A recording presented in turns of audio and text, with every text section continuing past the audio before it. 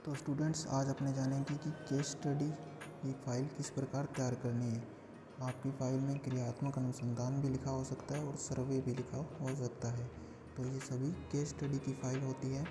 अपने आज जानेंगे कि इनको किस प्रकार से तैयार किया जाता है। तो चलिए देखते हैं। सबसे पहले अपने को यहाँ पर अपना नाम, विषय और क्लास लिख लेनी है।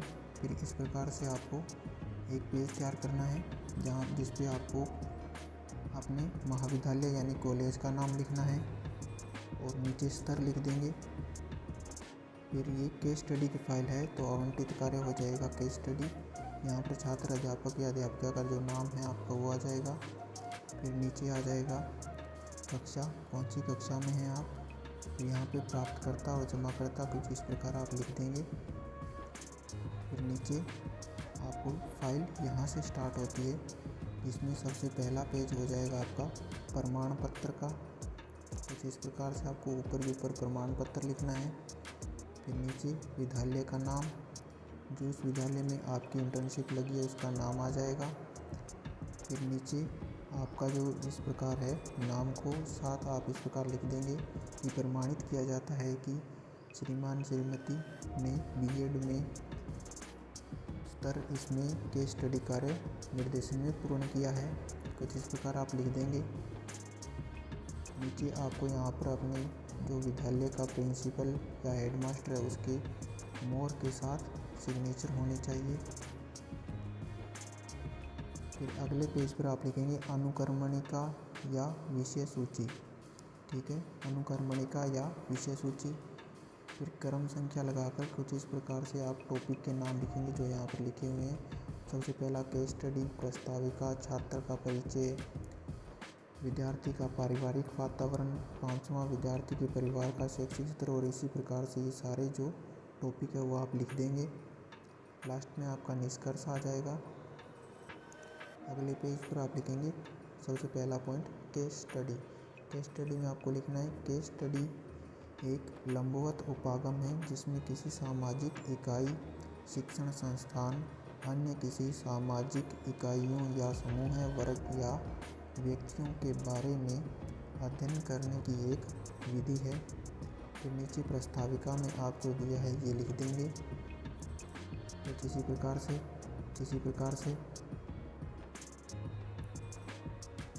आप स्क्रीनशॉट ले सकते हैं वीडियो का, ताकि आपको लिखने में आसानी हो। ये लिखने के बाद अगले पेज पर आपको लिखना है व्यक्ति से अध्ययन, या आप लिखें छात्र या छात्रा का परिचय। जिस भी छात्र छात्रा के बारे में आप केस स्टडी कर रहे हैं उसका नाम आएगा यहाँ पर, और उसके पिता का नाम, कौन सी क्लास में है वो लिखेंगे आप। उसकी माता का नाम लिखेंगे। अगर फ़ोटो उपलब्ध हो तो उस विद्यार्थी की फ़ोटो भी आप लगा सकते हैं। और ऊपर ही ऊपर आपको लिखना है विद्यालय का नाम जिसमें आपकी इंटर्नशिप लगी और वो छात्र पढ़ रहा है। नीचे आप लिखेंगे मतलब के नाम में नीचे उसकी जन्म तिथि आ जाएगी, और अध्ययनरत कक्षा में लिख देंगे आप कौन सी क्लास में वो पढ़ रहा है। नीचे आप लिख देंगे पता, जो इस विद्यार्थी के बारे में अध्ययन कर रहे हैं उसका पता, कहाँ पर वो रहता है।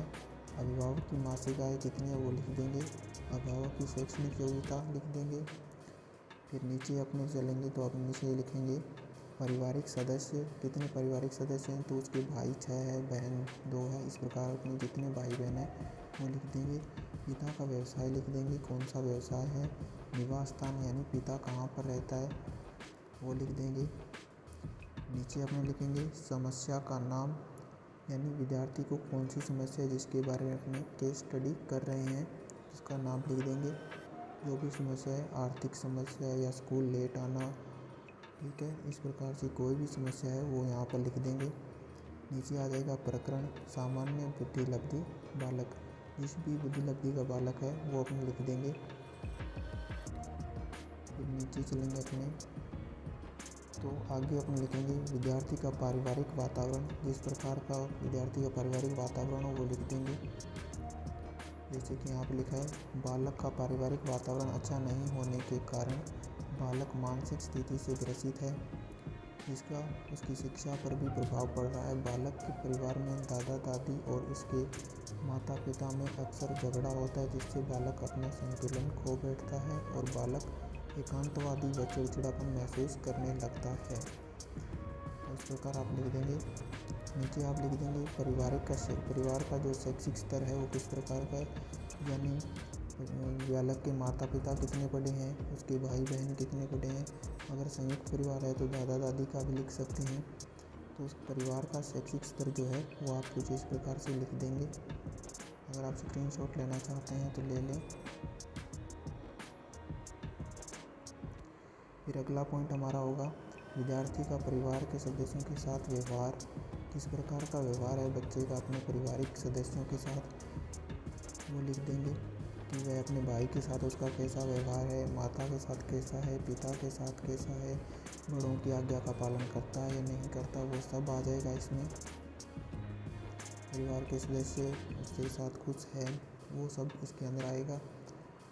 अगला पॉइंट हमारा होगा विद्यार्थी का पड़ोसियों के साथ किस प्रकार का व्यवहार है, वो आप लिखेंगे अगले पॉइंट के अंदर। इससे अगले पॉइंट में आपको लिखना है विद्यार्थी का कक्षा में सहपाठियों के साथ किस प्रकार का व्यवहार है, वो लिखेंगे आप। जैसे कि यहाँ पर लिखा है बालक अपनी कक्षा में समस्त सहपाठियों के साथ अच्छा व्यवहार है और मिलजुल कर रहता है, तो वो सब आप लिखेंगे। अगर यही लिखना है तो आप स्क्रीनशॉट ले सकते हैं। अगले पॉइंट में अपने अध्यापकों के साथ विद्यार्थी का व्यवहार लिखेंगे। उससे अगले पॉइंट में आप विद्यार्थी का बुद्धि स्तर लिखेंगे। जिस भी बुद्धि स्तर का बालक है वो आप लिख देंगे, सामान्य बुद्धि का है या उच्च बुद्धि लब्धि का है, वो सब आप लिखेंगे यहाँ पर।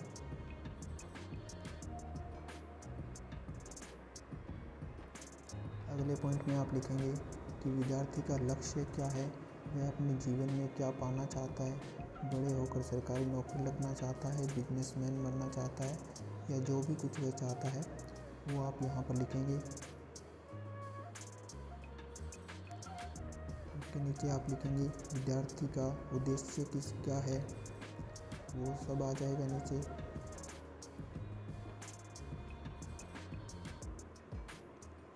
उसके बाद विद्यार्थी की जो आदतें हैं वो आप लिखेंगे। अगले पॉइंट में आप लिखेंगे कि विद्यार्थी की नकारात्मक आदतें कौन कौन सी है, वो आप लिख देंगे यहाँ पर कुछ इस प्रकार से।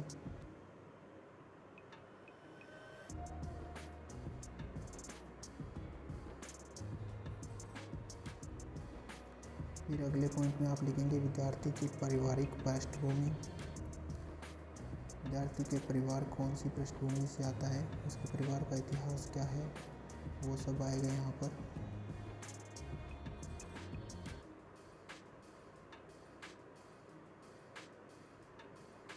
अगले पॉइंट में आप लिखेंगे विद्यार्थी की समाज के प्रति सोच। विद्यार्थी अपने समाज के प्रति कैसी सोच रखता है, वो आएगा इसके अंदर।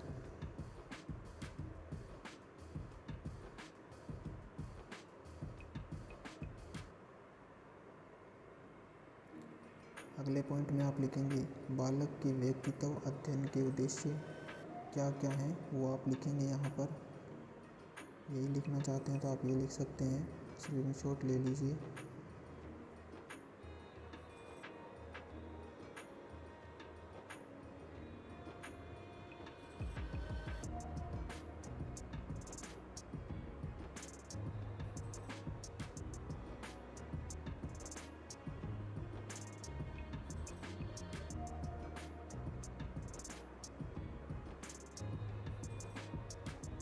अगले पॉइंट में आप लिखेंगे बालक के व्यक्तित्व को प्रभावित करने वाले कारण व कारक।